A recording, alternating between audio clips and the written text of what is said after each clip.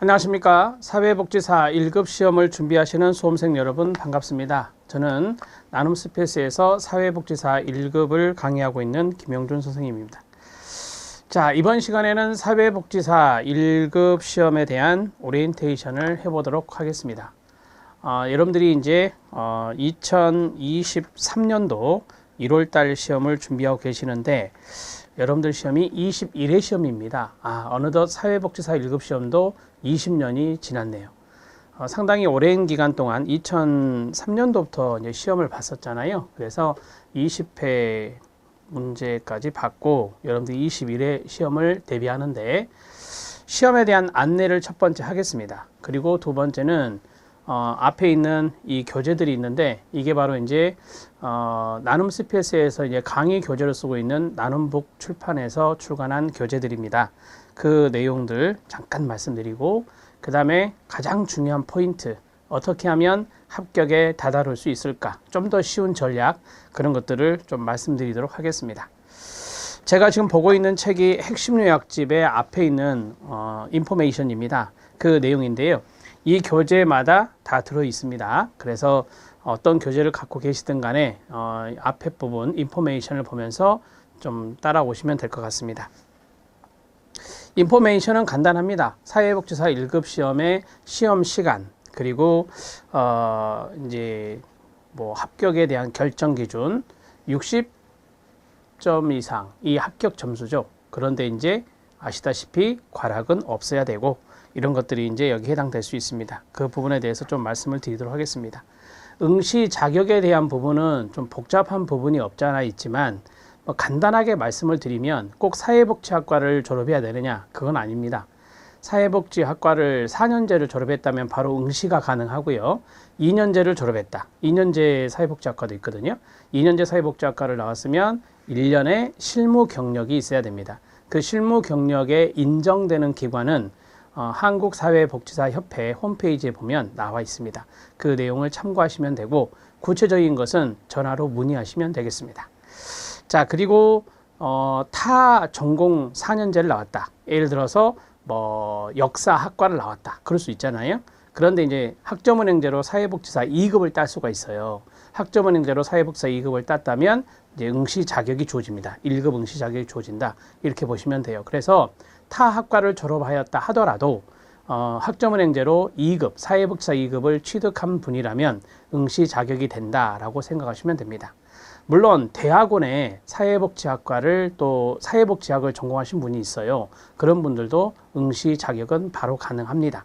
이렇게 해서 좀 정리 간단하게 해드리고요. 구체적인 것은 교재에 있는 내용, 응시 자격에 해당되는 부분이 있거든요. 인포메이션에 그 내용들을 참고해 주시면 되겠습니다. 먼저 이것부터 말씀을 좀 드릴게요. 그리고 이제 책을 치우겠습니다. 나눔북 출판에서 출간한 지금 현재까지 교재는 세 종류입니다. 세 종류인데 보시면 여기서부터 보시면 이론서가 있습니다. 이론서는 제가 이제 들어볼게요. 지금 이게 입체적으로 좀 볼 필요가 있어서 이렇게 세 권입니다. 랩핑되어 있고요. 그래서 1교시, 2교시, 3교시 이렇게 해서 상당히 이제 체계적으로 정리를 좀 했다. 우리가 보통 심화 이론이라고 하잖아요. 그 심화 이론에 해당되는 부분들, 그런 부분들이 이 교재의 강의다. 이렇게 생각하시면 되겠습니다. 1교시, 2교시, 3교시의 영역이라는데요. 각각의 영역에 대해서는 좀 이따 설명을 해드리도록 하겠습니다. 전 3권으로 한 세트입니다. 이게 바로 이론서고요. 그 다음에 두 번째는 지금 여기에 나와 있지는 않지만 이걸 말씀드릴게요. 자, 1교시, 2교시, 3교시 중에서 3교시가 제일 두껍죠. 왜 두껍냐면 법제론 파트가 들어가거든요. 그래서 이 법령이라고 하는 것은 좀 이렇게 매년 개정되는 부분이 있어요. 그래서 저도 매년 법령 부분은, 법제 부분은 개정을 하고 있습니다. 매년 개정이 돼요. 안 될 수가 없습니다. 1년 동안에 법이 많이 바뀌기 때문에. 그래서 3교시, 정책과 행정과 법제, 3교시는 별도로 이론책을 출간을 했습니다. 뭐 그것만 또 원하시는 분들도 있어요. 그래서 이번에는 1교시, 2교시, 3교시를 각각 따로따로 이제 분리해서 하진 않고요. 전 3권으로 한 세트가 있고요. 그 다음에 따로 따로 이제 이론서를 뺀 것은 3교시에 하나다 이렇게 보시면 됩니다. 그래서 인터넷 서점에 보시면 정책, 행정, 법제 이렇게 돼 있는 게 있어요. 아, 이거는 3교시에 한 권, 낙권으로 판매되는 거구나 이렇게 생각하시면 되겠습니다. 자, 그 다음에 이제 베스트셀러가 이거 두 개거든요. 첫 번째가 이제 핵심 요약집입니다. 핵심 요약집은 8영역을 이 한 권으로 정리를 했습니다. 한 권으로 정리했는데 말 그대로 핵심 요약입니다. 그래서 요즘 공부하는 트렌드가 물론 이제 그게 바람직한 방법은 아닐 수 있는데 트렌드가 핵심 요약을 공부를 반복적으로 하는 거죠. 반복적으로 우리 그 사회복지사 1급 시험을 준비하시는 분들 보면 기관 종사자분들이 많습니다. 그러면 기관 종사자분들은 주경야독을 해야 되는 거예요. 근무를 하고 그 다음에 이제 저녁에 퇴근해서 공부를 하시는 거죠. 인강을 통해서 하든 아니면 독학을 하시든 그렇게 이제 하시는데 쉽지 않죠. 이게 전 3권을 전체적으로 다 보기는 시간이 상당히 버겁거든요. 전 3권의 심화 이론 강의가 한 140강 정도 될 겁니다. 그래서 강좌 수가 많기 때문에 좀 많이 버거운데 이런 핵심 요약집 같은 경우는 8영역의 핵심을 담았기 때문에 교재가 한 권짜리고 그 다음에 분량도 그리 많지 않고 이거는 강의가 한 80강 정도 됩니다. 80강 좀 넘는 걸로 알고 있는데 그 정도의 강의 이것을 반복적으로 2번, 3번 보는 것이 좀 더 효율적이다라고 생각하시는 분들이 있어요. 그런 분들이 많이 선호하는 것이 핵심 요약집입니다. 핵심 요약집은 이렇게 되고 그 다음에 이제 기출문제집입니다. 이 기출문제집은 여러분들이 이제 그 예전에 우리가 출간을 할 때는 2011년도부터 상당히 두꺼웠거든요. 두꺼워서 이거 예전에 문제도 풀어봐야 됩니까? 교재비가 너무 비쌉니다. 이런 우리 수험생분들의 요구가 있었어요. 그래서 그걸 좀 반영을 해서 최신 기출 경향으로 했습니다. 최신 기출 경향으로 해서 여러분들이 최신의 문제를 풀어볼 수 있도록 이게 담았습니다. 그래서 이 상당히 저번보다는 기출 문제집이 좀 슬림해졌다라고 알 수 있는데요. 한 5개년 정도의 문제를 담았으니까 여러분들이 최근의 문제를 정리하는데 많은 도움이 되실 겁니다. 자, 이 핵심 요약집하고 기출 문제 이 두 가지가 상당히 많이 보시는 거다 이렇게 말씀을 드릴 수 있겠습니다. 자, 되셨죠? 이 정도 정리를 이제 교재 소개를 해드리고 나눔북 출판이니까요. 여러분들이 뭐 S24라든지 아니면 네이버 책 파트 그 파트에 사회복지사 1급 검색을 치면은 교재가 이제 많은 교재들이 뜹니다. 그래서 많은 교재 중에서 이제 금방 교재 보여드렸던 것들 좀 감안해서 구매하시면 될 것 같습니다. 교재 정가는 작년 교재하고 비교했을 때 상당히 저렴하게 했습니다. 저렴하게 좀 구성해서 코로나로 많이 힘들고 그러니까 좀 교재에 대한 부담, 교재비에 대한 부담 이런 것들을 많이 덜어드렸다 이렇게 말씀을 드릴 수 있겠습니다. 자, 지금부터 이제 사회복지사 1급 시험에 대한 간단한 안내를 하고 이제 제가 합격 전략으로 바로 넘어가도록 하겠습니다. 사회복지사 1급 국가 자격 시험은 보건복지부 장관이 주는 국가 전문 자격입니다. 그래서 큐넷 사이트에 들어가면 이제 전문 자격에서 쭉 들어가면은 뭐 청소년 상담사도 있고 사회복지사 1급도 있고 그래요. 그래서 그쪽에서 이제 여러분들이 나중에 원서 접수도 하게 됩니다. 자, 시험 과목은 따라해 보세요. 세 과목 8영역. 시작. 세 과목 8영역입니다. 8과목이 아니에요. 세 과목이에요. 그래서 1교시, 2교시, 3교시 이게 이제 각각 한 과목씩이라고 보면 되는데 과목에 대한 명칭은 1교시는 사회복지 기초라고 합니다. 2교시는 사회복지 실천이라고 합니다. 3교시는 사회복지 정책과 제도라고 합니다. 이게 이제 세 과목인 거예요. 그래서 이제 1교시에 인간행동과 사회환경, 사회복지 조사론 이렇게 해서 2영역. 그 다음에 2교시 실천이었잖아요. 2교시가 사회복지 실천론, 사회복지 실천기술론, 그 다음에 지역사회복지론 해서 3영역. 그 다음에 사회복지 정책과 제도 3교시에는 사회복지 정책론, 사회복지 행정론, 사회복지 법제론 해서 3영역이에요. 그래서 3과목 8영역이 됩니다. 오케이. 왜 이것을 같이 따라 하십시오라고 했냐면 과락 결정할 때 상당히 중요합니다. 그러니까 우리는 세 과목이기 때문에 과목별 과락이거든요. 영역별 과락이 아니라 특별 과락이에요. 그래서 과락은 40%를 말해요. 40% 미만인데 40% 미만이 나올 확률은 낮습니다. 자, 제가 이제 좀 이따 문항수를 적어 드릴 건데 거기에 40% 미만이 나왔을 때는 과락이다. 이런 과락은 많지 않다. 이렇게 말씀을 다시 한번 드리도록 하겠습니다. 자, 우리 시험은 객관식 문제입니다. 주관식 문제 없고요. 오지 선택형입니다. 오지선다라고 하죠. 그래서 사지보다 오지가 조금 어렵긴 어려워요. 커트 세 가지 정도 되는데 나머지 두 개에서 약간 혼동되는 경우 이게 오지 선택형의 좀 뭐랄까 약간의 어려운 부분이 바로 이거다라고 보시면 돼요. 사지보다는 오지가 조금 더 어렵다. 그래서 합격률도 보면은 사지로 내는 시험이 있어요. 뭐 예를 들어 직업상담사라든지 임상심리사라든지 이건 사지거든요. 근데 이제 청소년 상담사라든지 사회복사 1급은 오지거든요. 이 두 가지를 보면은 합격률이 이쪽 사지 쪽이 훨씬 더 높습니다. 물론 이제 기출문제에서 많이 나오는 부분도 없지 않아 있지만 오지가 조금 더 어렵다. 그래서 좀 문제풀이 준비를 좀 잘해야 된다라고 말씀을 드릴 수 있고요. 문제 이야기를 했는데 제가 앞에서 문제집은 없었잖아요. 그래서 앞으로 이제 나올 책은 실전 문제집이 이제 나올 거다 이렇게 말씀을 드립니다.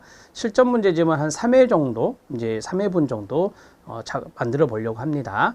우리가 보통 200문제거든요. 200문제니까 3회분이면 600문제 정도를 이제 푸는 거다. 실전 문제로 그렇게 생각하시면 되겠습니다. 자, 그 다음에 이제 시험 시간인데요. 시험 시간은 간단하게 말씀드리면요. 한 문제당 1분입니다. 그러면은 1교시가 50문제거든요. 그러면 50분이고 2교시가 75문제거든요. 그러면 75분이고 3교시가 75문제거든요. 그래서 75분이다. 이렇게 보시면 됩니다. 그래서 시험 시간 일반 수험자, 장애인 수험자 나눈 거 아시죠? 장애인 수험자 같은 경우는 일반 수험자의 1.5배 연장을 하거든요. 그래서 뭐 그거는 이제 인포메이션을 참고해 주시면 되고 대개 이제 입실 시간이 9시까지고요. 시험 시간은 9시 반부터입니다. 9시 반부터 시작을 해서 10시 20분까지 50분이 1교시가 되고요. 그 다음에 20분의 휴식 시간이 있습니다. 그리고 나서 10시 40분부터 자 12시 5분까지 75분간 본다고 그랬죠. 이게 2교시가 되겠습니다. 그 다음에 이제 점심시간이 있습니다. 예전에 이제 코로나 때문에 점심시간이 많이 이제 없고 그냥 단축해서 시험 보고 그랬는데 이제 모르겠어요. 2023년도에는 어떻게 진행될지 모르겠지만 우리가 원칙적으로는 점심시간이 있다. 45분이 주어집니다. 그래서 10시 50분부터 12시 5분까지가 2교시 시험이었고요. 그 다음에 1시부터서 2시 15분까지 75분입니다. 이게 3교시다. 그래서 일반 수험자 기준으로 원칙적으로 2시 15분이면 시험이 끝난다. 오후 2시 15분이면 끝난다. 라고 보시면 되겠습니다. 자, 되셨죠? 여기 이 정도까지가 이제 기본적으로 우리가 이제 시험에 대한 기본적인 내용들이다. 이렇게 보시면 되겠습니다. 자, 이제 제가 판서를 하면서 말씀을 드리도록 하겠습니다. 타이틀을 이렇게 잡아보죠.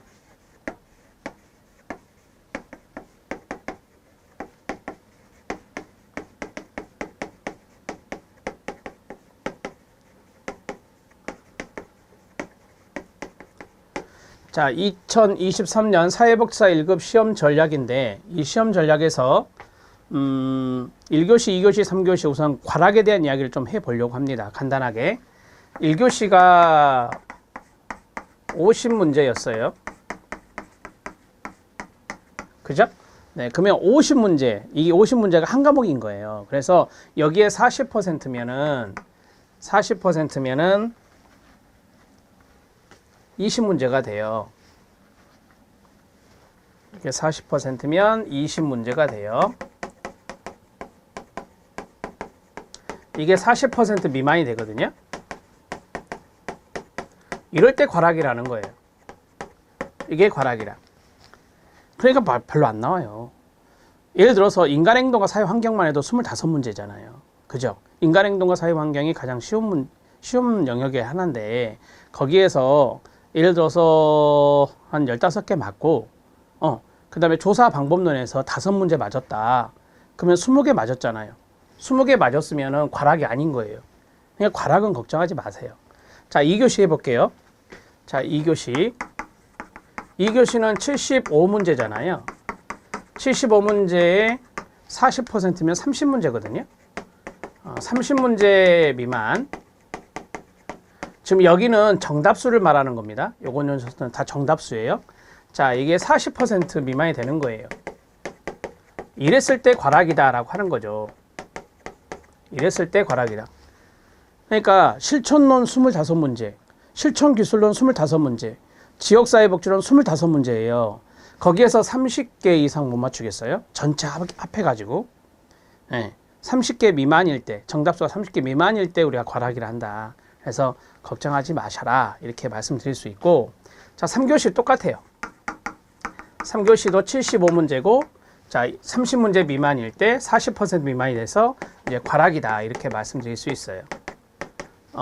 정책 25문제, 행정 25문제, 법제 25문제 이렇게 해서 75문제인데 거기에서 30문제 미만이면 40% 미만이고 과락이 된다라고 하는 거죠. 과락에 대한 이야기 말씀 다 드렸어요.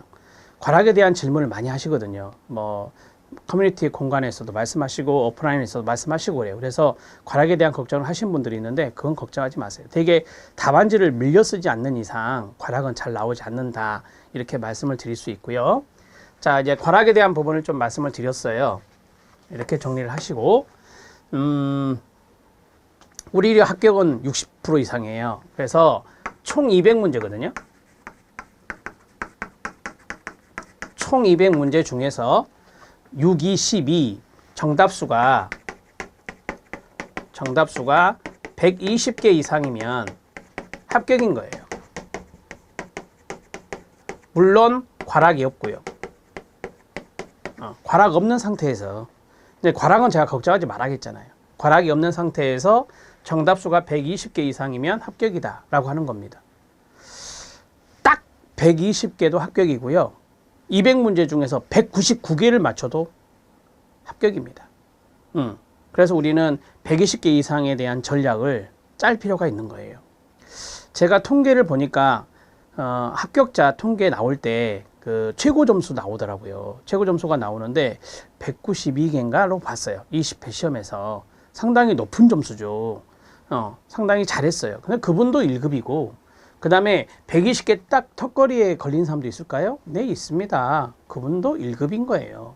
그래서 우리가 이제 기출문제에 대한 것을 분석을 저는 좀 많이 했기 때문에 기출문제 분석을 통한 전략을 짜드리려고 해요. 자, 첫 번째 이걸 말씀드려야 되고 두 번째가 이제 합격률을 잠깐 말씀을 드릴게요. 합격률을 말씀드리면 여러분 교재에 나와요. 역대 사회복지사 1급 시험 합격률 해서 나옵니다. 가장 최근의 합격률을 보면 2018년도 거부터 볼게요. 2018년도 제16회 시험에 보면은 33.77%고요. 응시자 대비입니다. 그 다음에 2019년도에 34.14%고요. 그 다음에 2020년에 33.21%고요. 그 다음에 2021년은요. 문제 오류가 많았어요. 그래서 합격률이 60%가 돼버린 거예요. 60.92%. 이것은 만약에 문제 오류가 없었다고 가정해 보면 문제 오류가 서너 개 정도 있었거든요. 문제 오류가 없었다고 한다면 30%대였을 거예요. 그 다음에 2022년 마지막 20회 시험이요. 36.62%예요. 자, 뭘 느낄 수 있죠? 그렇습니다. 30%대로 평준화되고 있다라고 말할 수 있어요. 그래서 합격률 예상은요. 합격률 예상은 30%대가 될 것이다. 30% 거기 보면은 되게 중반 정도가 돼요. 33, 34, 36이니까. 그래서 중반 정도 나오지 않을까 이렇게 생각을 해봅니다. 물론 이거는 그때그때 다를 수 있어요. 문제가 어려워서 확 떨어질 수도 있고요. 문제가 쉬워서 확 올라갈 수도 있어요. 거기에 보면은 뭐 14% 나올 때도 있었고요. 그 다음에 60%는 문제 오류 때문에 나온 거니까 14회 2016년에는 47%가 나왔거든요. 50% 가까이 나왔어요. 이렇게 약간 고무줄처럼 들쭉날쭉한 경우도 있었지만 우리가 보통은 일반적으로 30%대구나 이렇게 생각하고 공부를 하셔야 됩니다. 그럼 여러분 10명 중에 3명 정도가 합격한 거예요. 10명 중에 3명 정도 합격하면 합격률이 그리 높은 건 아니거든요. 만만한 시험이 아니라는 거예요. 그래서 여러분들이 준비를 좀 잘 해 주셔야 된다. 이것을 말씀드리고 싶어요. 자, 그러면 지금부터 이제 합격 전략에 대해서 말씀을 좀 드릴게요. 이제 출제에 대한 뭐랄까요? 예상? 역대 문제를 쭉 분석해 봤을 때 쉬웠던 문제는 쉽더라고요. 그래서 그것을 우리가 출제 예상이라고 하고요. 그것에 의해서 합격 전략을 짜보자.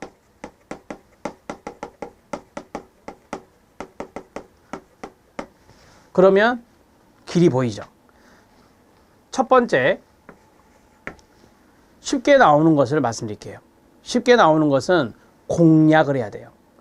그게 바로 전략 과목, 전략 영역이라 하거든요. 전략 영역이라 하는데 실천론. 실천론은 쉽습니다. 물론 경우에 따라서 한두 번 정도는 약간 힘들다라고 나온 적도 있지만 일반적으로 쉽습니다. 그 다음에 두 번째, 인행사. 일반적으로 쉽습니다. 인행사. 가장 쉬운 거 2개 찍어라. 그럼 요겁니다. 요 2가지. 그러면 이게 25문제, 이게 25문제죠. 25문제 가깝게 정답수가 나와야 돼요. 그러면 공부를 많이 하셔야죠. 쉽게 나온다고 해서 공부 안 하면 높게 나온다? 아니요. 쉽게 나온 것일수록 열심히 공부해서 만점에 가까운 점수를 받아야죠. 아셨죠? 오케이. 자, 세 번째. 이게 1교시, 이게 2교시잖아요. 그러면 3교시에도 하나 있을 거예요, 분명히. 정책과 행정과 법제론 중에서. 네.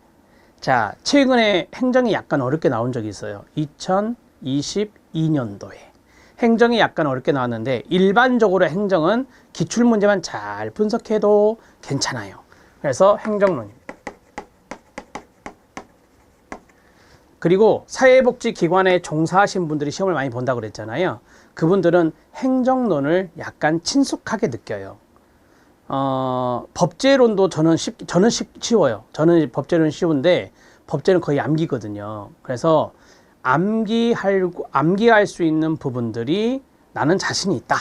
그러면 법제가 전략이 될 수 있지만 출제 경향을 보았을 때 법제는 너무 넓은 범위 내에서 뭐가 나올지를 모르니까 행정이 조금 더 유리하다라고 말씀을 드리는 거예요. 요 세 가지를 먼저 타겟팅을 해야 돼요. 자, 그러면 25개 만점이면 좋겠는데 25개까지 아니고 한 22개 정도. 22개 정도. 자, 22개 정도. 이 정도 맞으려면 공부를 많이 하셔야 돼요. 공부를 집중적으로 하셔야 된다는 거 말씀드리고, 그 다음에 네 번째는 이것보다 조금 더 어렵게 나오는 거. 이것보다 조금 더 어렵게 나오는 것이 있어요. 자, 그것이 1교시의 조사. 이거는 여러분들이 많이 어려워해요. 그건 좀 이따가. 2교시의 실천기술. 오케이. 실천기술.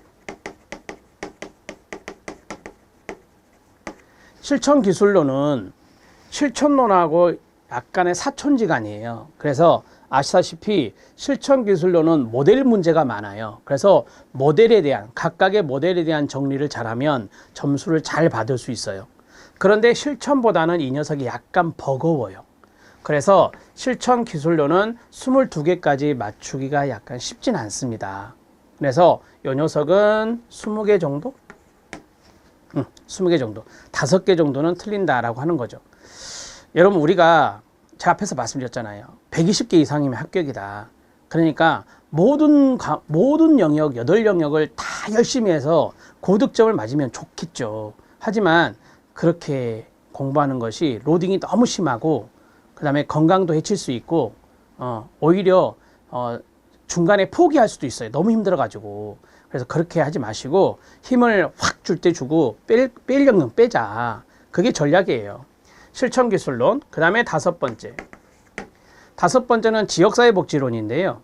여러분, 이 지역사회복지론은 2교시잖아요. 2교시인데 이거는 약간의 호불호가 있어요. 지역사회복지를 많이 하시는 종사자분들은 지역사회복지에 대해서 친숙함을 갖고 있어서 지역사회복지가 기술론보다는 더 쉬운 것 같아요 라는 분도 있어요. 이야기를 하다 보면. 그런데 지역사회복지에 경험이 없는 풀타임으로 공부만 하는 우리 학생분들, 대학생들 분들은 이 지역사회복지에 약간 이론적인 부분들이 나오면 힘들어해요. 그래서 지역사회복지는 실천기술 파트보다는 약간 힘들 수 있다. 그리고 이제까지 출제 경향을 봐도 그렇다. 자, 저는 지역복지 쓰겠습니다. 편의상 지역복지론을 쓰겠습니다. 이 지역복지론은 20개 정도까지는 아니고 18개 정도 치면 될 것 같습니다. 자, 그 다음에 6번입니다. 자, 6번은 3교시에 법제가 있습니다. 제가 사회복지 법제론을 쓰겠습니다. 제가 법제론의 방법을 좀 가르쳐 드리고 싶어요. 법제론은요, 기출 분석이 중요합니다. 수정 후. 이게 무슨 말이냐면, 예전에 법제론의 기출 문제를 가져와 봤어요. 근데 지금 현행법하고 안 맞을 수 있죠. 법이 개정되어서. 그래서 수정 후에 기출 분석을 하는 게 좋다. 개정된 내용을 반영한 기출 분석이 좋다. 이 기출 분석만 잘해도 법제론은 점수가 어느 정도 받쳐줘요. 그 다음에 하나 더, 암기해야 돼요.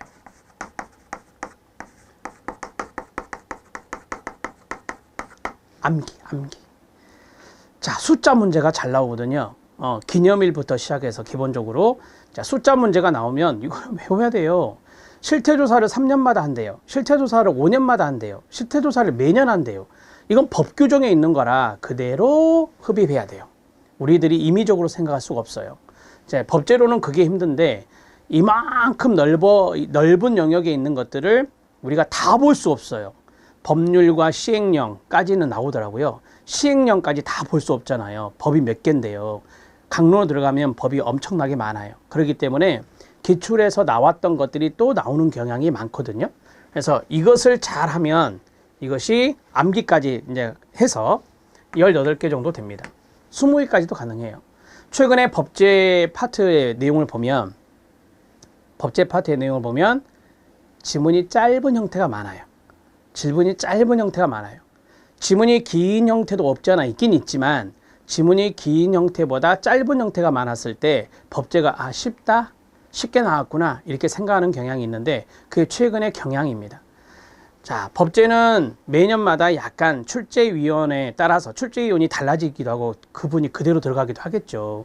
그래서 출제위원회에 따라서 좀 지문이 길어질 수도 있고 그대로 짧게 나올 수도 있다는 것을 말씀드립니다. 그걸 감안해서 18개를 한 겁니다. 자, 이제 2개 남았네요. 자, 7번째는 뭐예요? 정책과 조사 방법론이 나왔어요. 제가 생각할 때 우리 1급 시험에서 가장 2가지가 이제까지 역대 문제를 봤을 때 어려워하고 흥미도 부족하세요. 흥미도 적으세요. 예를 들어서 나는 조사 방법론이 정말 싫어. 이런 분들이 상당수 있거든요. 특히 좀 연세 드신 분들은 조사 방법론을 많이 어려워하시고 또 흥미도 잘 못 느끼시고 해요. 그래서 조사 방법론 같은 경우는 개념 정리를 잘 하시는 게 가장 기본적으로 필요합니다. 이렇게 말씀 많이 드리는데 자, 제가 이걸 같이 쓸게요. 정책론하고 그 다음에 조사론이라고 쓸게요. 이 두 가지가 가장 어렵게 나와요. 그러면 이거는 점수를 가장 낮게 맞을 수밖에 없어요. 그래서 여기에 15, 여기에 15 이렇게 정리하시면 돼요. 지금 제가 개수까지 써가면서 말씀을 드렸거든요. 이게 개수는 여러분들의 목표치예요. 내가 실천론은 22개까지 맞아야 되겠다. 내가 실천기술론은 20개까지는 맞아야 되겠다. 내가 법제로는 열심히 외워서 18개까지는 커버해야 되겠다. 이 두 녀석은 어렵대. 흥미가 부족하대. 내가 생각할 때도 내가 이것은 흥미가 좀 부족한 것 같아. 기출문제 풀어보니까 이건 진짜 좀 어렵다. 이념도 많고 무슨 말인지 모르겠어. 그런 경우가 이 두 영역이에요. 그래서 여기를 제가 15개씩 잡은 거예요. 25문제에서 15개면 10개를 틀린 거거든요. 조금 더 밑으로 내려와도 돼요. 지금 이것을 제가 이제 전체 합산을 전체 해놓고 계산한 건 아니에요. 지금 바로바로 제가 적은 건데, 이것을 이제 합산을 해 보면 이게 이제 66이잖아요. 이 위에 있는 요거 세 가지가 제일 속된 말로 만만한 거예요. 만만한 거기 때문에 점수를 잘 받으셔야 돼요. 이게 66이죠. 오케이. 자, 그 다음에 지금 하나, 둘, 자, 공간이 없어서 여기 썼는데, 하나, 둘, 세 가지가 중간 영역인 거예요. 쉽게 말하면 중간 영역. 아, 내가 그래도 공부를 좀 어느 정도는 해야 되는 거구나. 그런 것이 바로 요 세 영역이다. 이렇게 보시면 됩니다. 자, 36에서 20이니까 56이 되겠죠? 그렇죠. 오케이. 자, 이게 30이죠. 이 두 가지는 이제 가장 힘을 빼는 거예요. 힘을 빼는 거예요. 기출문제 있죠? 이 기출문제를 정책과 조사에 대한 기출문제를 반복적으로 분석하면요. 요 두 가지 점수는 나올 수 있을 거예요. 핵심 요약 한번 딱 듣고 기출문제 반복으로 보면 이 두 가지 점수는 나와요. 가능해요. 충분히. 자, 그럼 보세요. 지금 여기서 벌써 넘었네요. 그쵸? 122잖아요. 122. 와, 우수한 점수인데요? 152가 나왔어요. 152가 나왔어요. 120개가 합격인데 32개를 더 맞은 거예요. 그러니까 지금 여러분들이 이 목표 점수를 놓고 32개의 약간의 이 뭐랄까요? 갭이 더 높게 나왔어요. 충분히 가능하다. 이렇게 말씀드릴 수 있고, 제가 여기서 좀 더 빠져도 된다고 그랬잖아요. 좀 더 좀 빠져도 돼요. 점수가 충분히 나오기 때문에. 그래서 요 두 가지 122에다가 그 다음에 152개의 정답수가 나오겠습니다. 이해되셨죠? 네. 자, 이제 마지막 부분으로 가장 중요한 그 합격 전략에 대해서 뽑아줬는데, 그 다음에 해야 될 것은 뭐냐면 학습 방법이죠. 학습 방법. 거기까지만 이야기하면 끝납니다.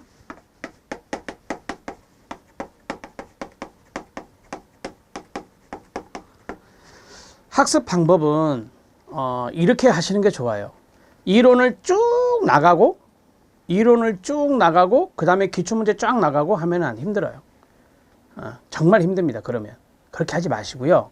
이렇게 하시는 게 좋아요. 이론을 하고 기출문제를 같이 가는 거죠. 그렇게 가는 게 좋아요. 그렇게 가는 게 좋은데, 왜냐하면 그래야 반복학습 효과가 있고, 아, 이것이 문제로 이렇게 적용이 되구나 바로 알 수 있어서요. 자, 순서도 중요하거든요. 그냥 막 1교시부터 순서대로 쫙 가는 게 아니고, 원래는 기초부터 실천, 정책제도 이렇게 가는 게 맞아요. 하지만 우리는 다학문이잖아요. 종합학문적인 성격이 있는 게 사회복지학이에요. 그래서 이것을 연관성 있게 공부하시는 게 좀 도움이 돼요. 그래서 제일 처음에 인행사를 하세요. 인행사 방법은 이제 인행사 이론을 하고 그 다음에 플러스 기출. 문제 병행은 기출문제 병행하는 거예요. 기출문제 병행. 자, 그러면 인행사를 했단 말이에요. 인행사를 했을 때 인행사 이론을 하고 그 다음에 기출을 한다. 이렇게. 자, 이론은 두 가지예요. 전 3권짜리 심화 이론을 하신 분도 있을 것이고, 풀타임으로 공부하신 분은 시간이 되니까. 그런데 시간이 안 되시는 분은 이 핵심 요약이라도, 얇은 핵심 요약이라도 인행사를 보고 기출을 보는 거죠. 그런 식으로 보는 거다라고 보시면 됩니다. 자, 그러면 인행사 이론하고 기출 끝났잖아요. 그 다음에 실천이 들어가요. 자, 실천론이 들어가고, 여기는 안 쓰지 않겠습니다. 같이 병행하라고 말씀드렸으니까. 그래서 실천론을 하고, 그 다음 실천론의 사촌이 뭐라고 그랬죠? 오케이. 실천기술론. 실천기술론이 있다. 이렇게 정리가 되고. 자, 인행사 한 다음, 그 다음에 실천론 한 다음, 그 다음에 실천기술론을 했어요. 자, 그 다음 뭐 해야 될까요? 네. 그 다음에는 행정 파트를 하라. 행정 파트. 이렇게 해서 정리하시면 돼요. 제가 보통 인행사, 실천론, 실천기술론, 행정론 여기까지가 8가지 영역 중에서 4가지 영역, 좀 점수를 잘 맞아야 되는 4가지 영역이라고 좀 말씀을 많이 드리거든요. 자, 이 행정론을 했잖아요. 여기까지 하면은 우리가 기본적으로 내가 가장 점수를 많이 맞아야 되는 영역은 1차적으로 끝이 났구나 이렇게 생각을 하시면 돼요. 이해되셨죠? 자, 그 다음부터서는 이제 순서가 그리 중요한 건 아니에요. 순서가 그리 중요한 건 아닌데 제가 많이 추천하는 게 법제예요. 법제. 법제하고 그 다음에 정책을 하는 거예요. 법제하고 정책을 해요. 법제에 보면은 공공부조법, 사회보험법이 있어요. 그 내용이 정책에도 사회보장론 파트에 나와요. 이 녀석에도 시험에 나오고 이 녀석에도 시험에 나오기 때문에 그 두 가지가 중복이 되거든요. 그래서 법제론을 어차피 우리가 18개까지 맞아야 된다고 그랬잖아요. 그래서 법제론하고 정책론을 공부하시는 게 좋아요. 그 다음에 여기에서 바로 조사론 가면 얼마나 힘들겠어요. 이것도 힘들어 죽겠는데 그래서 한번 쉬어가는 것이 있어요. 그게 뭐냐? 지역복지론이에요. 지역복지론 다음에 이제 조사론을 하는 거죠. 이렇게 정리하는 거예요. 여기도 약간 중복되는 게 있어요. 지역사회복지에 보면 욕구조사가 나오거든요. 지역사회복지의 욕구조사가 이 조사론에도 나와요. 그래서 이 두 가지가 약간 중복되는 부분이 없지 않아 있습니다. 많지는 않지만. 그래서 제가 먼저 첫 번째의 순서는 이거고요. 두 번째 순서는 이거예요. 이런 식으로 가는 거죠. 자, 이런 식으로 가는 것이 제가 많이 추천해 드리는 방법입니다. 여러분, 인행사에 보면 환경체계 나오거든요. 이 환경체계가 여기도 나와요. 오케이. 그 다음에 실천에 대한 기본적인 어떤 전반적인 개요를 공부하면 이 기술 파트가 보이거든요. 모델 파트가 보여요. 그 다음에 이 행정은 우리가 이제 3교시의 전략 영역이기 때문에 행정 파트를 제가 집어넣은 거죠. 여기다가. 그래서 3교시를 뒤로 너무 늦추면 안 돼요. 3교시 때문에 합격률이 올라가고 내려가는 경우가 많기 때문에 3교시의 전략 영역 하나 정도는 있어야 되거든요. 그 하나 정도를 먼저 끝내주시는 게 좋아요. 그래서 행정론을 여기다 넣고 법제와 정책을 연결해서 공부하시면 좋을 것 같습니다. 자, 공부하는 방법은 어떻게 된다고요? 그렇습니다. 이론을 보고 기출이다. 자, 인행사 이론 먼저 봐야 되겠죠? 그 다음에 기출. 이 기출 문제집, 빨간 주황색인가요? 이 기출 문제집은 역순으로 돼 있어요. 2022년도에 출제되었던 20회 기출부터 시작해서 역순으로 돼 있어요. 그러니까 그대로 하시면 돼요. 2020년, 2019년, 2018년 이런 식으로 2022년, 2021년, 2020년 이런 식으로 역순으로 돼 있거든요. 그래서 그것을 그냥 인행사만 쭉 푸는 거예요. 인행사만 쭉 정리하고 다 됐다. 한번 됐다. 그러면 실천을 들어가는 거죠. 실천에 또 이론과 기출을 보는 거예요. 자, 마지막 하나. 그러면 이 정도 왔을 때 인행사 잊어버릴 거 아닙니까? 그럼 어떻게 해야 될까요? 그렇습니다. 행정 파트, 실천 기술 파트 할 때 우리가 여기 있는 뭐 이론 같은 경우에 중요한 포인트가 있죠. 핵심 요약집은 그대로 얇으니까 그대로 보면 되고, 만약에 심화 이론서 전 3권을 보는 분들은 이 두꺼운 어떤 부분을 보기보다는 기출 문제를 반복적으로 봐도 돼요. 그러니까 누적되어서 공부를 해야 된다. 누적시켜라. 그 말은 뭐냐면 이전에 했던 것들을 잠깐씩 들여다보면서 해야 된다. 그래야 망각이 되지 않아요. 그래야 기억이 오래 갑니다. 자, 그런 것들도 팁으로 하나 말씀을 드리겠습니다. 여기까지 해서 이제 사회복지사 1급에 대한 제가 하고 싶은 말은 다 해드렸어요. 시험에 대한 안내, 교재 안내, 그 다음에 시험에 대한 출제 예상, 그리고 어떻게 전략을 짜야 되는지, 학습 방법은 어떤 순서로 해야 되는지, 여기에 대해서 쭉 말씀을 드렸으니까 그 내용들을 잘 상기하시고 학습의 방향을 잡아주시면 됩니다. 공부하시다가 궁금한 거 있으시면 항상 다음 커뮤니티나 네이버 커뮤니티에 카페가 있거든요. 김영준 나눔복지교육원이 있습니다. 그 카페가 이제 교재 앞에도 이제 체킹되어 있기 때문에 그 내용을 보시고 여러분들이 질문을 글을 올리시면 제가 거의 매일 답변 달고 있거든요. 그래서 답변을 해드리도록 하겠습니다. 홈페이지에 올리셔도 돼요. 나눔 CPS 홈페이지에 올리셔도 제가 답변을 해드리도록 하겠습니다. 자, 열심히 공부하셔서 부디 재수하지 마시고 한 번에 합격하시길 바랍니다. 합격을 기원합니다. 수고하셨습니다.